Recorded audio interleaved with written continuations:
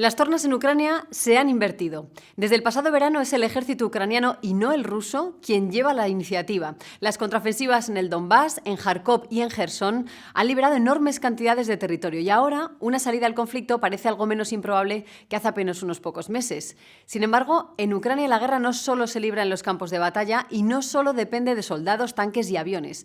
La economía también tiene mucho que decir en el resultado final del conflicto. Y la pregunta es, ¿en qué momento nos encontramos? ¿Cómo puede afectar la economía al devenir de la guerra? Queridos amigos, amigas, bienvenidos a Si lo hubiera sabido. Arranquemos.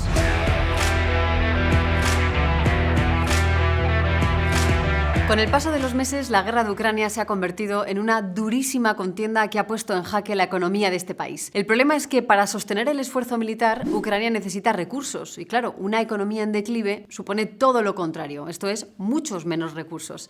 Y aquí es donde surge otra faceta de la guerra, una cara mucho menos visible, que suele copar menos titulares que las operaciones bélicas, pero que puede llegar a ser decisiva, tanto para ganar la propia guerra como para reconstruir el país tras el fin de los combates. Creo que la victoria dependerá de la economía. Ucrania necesita que las empresas den trabajo, paguen impuestos y exporten productos. Todas las empresas que puedan deberían producir. La invasión rusa supuso un golpe devastador para la economía de Ucrania. Tan solo tenemos que echar un vistazo a los datos para comprender la magnitud de lo que hablamos. Según las estimaciones del Banco Mundial, los daños a la infraestructura y las viviendas que han causado los ataques rusos superan los 100.000 millones de dólares. Además, desde que diera comienzo la guerra, el día 24 de febrero, un tercio de todos los ucranianos se han visto obligados en algún momento a dejar atrás sus casas. Y de todos ellos, casi 7 millones de personas, la mayoría mujeres y niños, han abandonado el país. Y eso no es todo. Actualmente, según los datos de la Oficina de Coordinación de Asuntos Humanitarios de la ONU, casi 18 millones de ucranianos tienen problemas para recibir suministros tan básicos como agua, alimentos o electricidad. Como os podéis imaginar, todo esto tiene una traducción directa en la situación económica del país. Por ejemplo, durante el segundo trimestre del año, la producción económica de Ucrania se desplomó casi un 40% y la expectativa para todo el año es que el PIB se contraiga al menos un 33%. ¿Queréis otra forma de verlo? Fijaos en qué ocurrió con la iluminación nocturna tras el inicio del conflicto. Como podéis ver, Ucrania se quedó básicamente a oscuras. El resultado es que la población en situación de pobreza se ha multiplicado por 10 en todo el país y varias veces más en las provincias más afectadas por la guerra. El caso es que esta situación está teniendo dos consecuencias muy claras. Por un lado, los ingresos del gobierno se han reducido al tiempo que los gastos se han incrementado, lo que ha creado un enorme boquete presupuestario. Para que os hagáis una idea, los ingresos fiscales en Ucrania apenas cubren poco más del 40% del gasto público. Y sí, el gobierno de Ucrania ha recortado los gastos corrientes no esenciales casi un 80%, pero financiar una guerra no resulta nada barato. Una guerra exige pagar soldados, munición, combustible, asistencia médica y también muchísima ayuda humanitaria. Hablamos de un agujero fiscal que tanto el gobierno de Ucrania como el Banco Mundial sitúan en unos 5.000 millones de dólares mensuales. Aproximadamente esto supone un déficit del 2,5% del PIB ucraniano cada mes. Por supuesto, si tenemos en cuenta la caída de la producción en 2022, entonces el porcentaje supera ampliamente el 3%, una situación absolutamente insostenible. El problema es que sin estos recursos, Ucrania simple y llanamente no puede mantener el esfuerzo bélico. En estas líneas, cuadrar las cuentas públicas resulta casi tan importante como las propias operaciones militares. ¿Y sabéis qué? Es aquí donde entra en juego, como luego veremos, la ayuda internacional. Pero no hemos terminado con los problemas. Por otro lado, este enorme boquete presupuestario que hemos visto ha sido en buena medida financiado por el Banco Central. ¿Cómo? Creando dinero nuevo. Esto ha contribuido a que la inflación en el país supere el 23% y a que los expertos no descarten incluso que Ucrania pueda terminar sufriendo una hiperinflación. Pues bien, todos estos factores limitan mucho la capacidad de Kiev y es posible que durante mucho tiempo la mala marcha económica fuera una de las bazas de los estrategas del Kremlin. Sin embargo, en los últimos meses las cosas han mejorado ligeramente y eso ha dado nuevas alas a Ucrania. Atentos.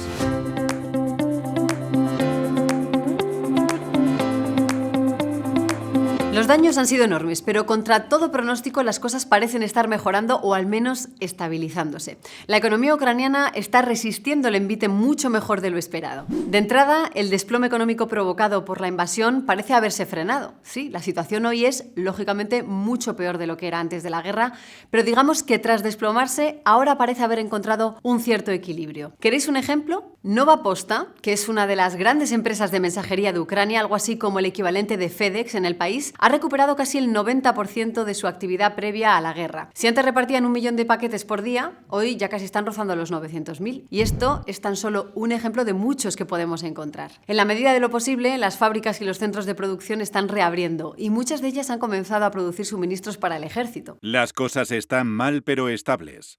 Parece y se siente como si la economía se estuviera adaptando. Otro ejemplo.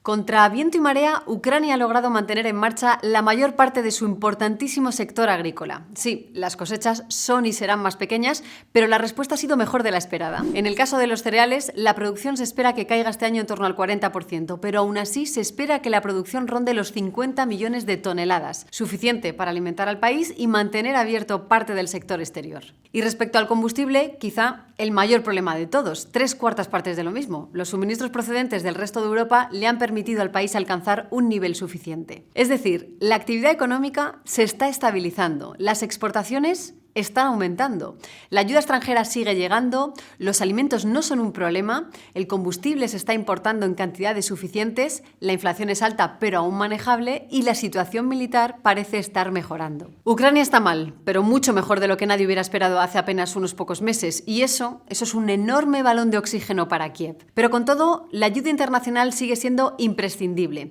Con el enorme agujero presupuestario que arrastra el gobierno ucraniano, el país no solo necesita armas para resistir, también miles de millones de dólares para hacer frente a sus gastos corrientes.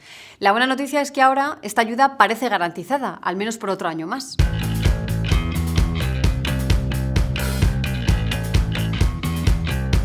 Como podéis ver, la comunidad internacional se ha volcado.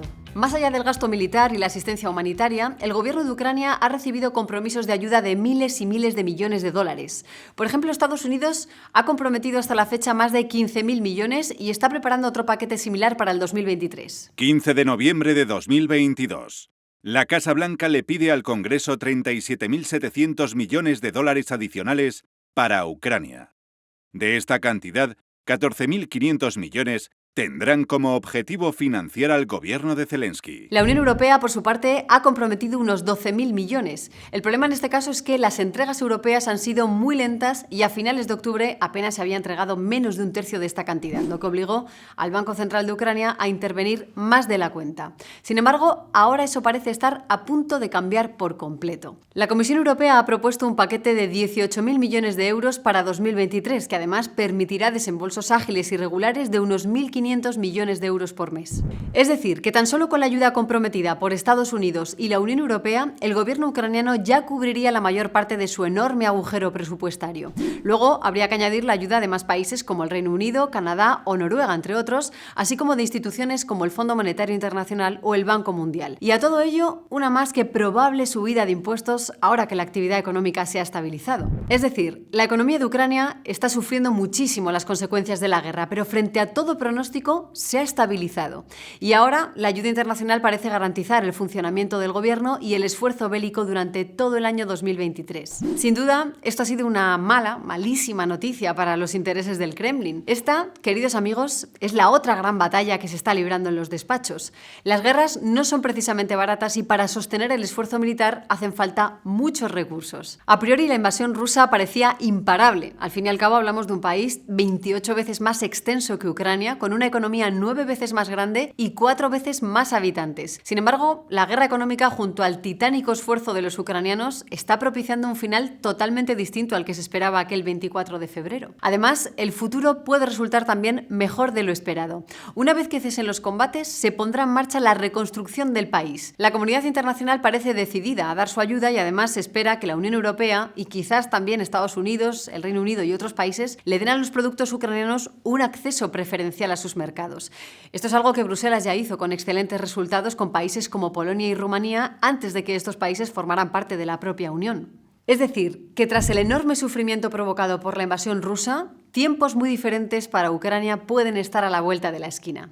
Confiemos al menos que esto sea así, seamos optimistas, aunque solo sea por esta vez. Y para contribuir a ello, Mutuactivos cuenta con Mutuafondo Compromiso Solidario FI, un fondo de inversión que a través de su clase B donará las suscripciones realizadas por los inversores, así como los rendimientos generados, a Cáritas con Ucrania, la campaña de emergencia de Cáritas española para atender las necesidades humanitarias de la población desplazada por este conflicto. Es otra forma de contribuir a paliar el sufrimiento de millones y millones de personas que están siendo duramente afectadas por el horror de la guerra.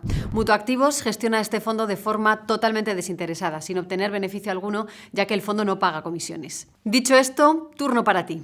¿Crees que la comunidad internacional mantendrá su compromiso con Ucrania? ¿Estamos cerca de presenciar un acuerdo de paz? ¿Cómo terminará este conflicto para Ucrania? Déjanos en los comentarios tus impresiones y ahora, si este vídeo te ha resultado interesante, no olvides darle a like y suscribirte, así lo hubieras sabido. Un saludo y hasta la próxima.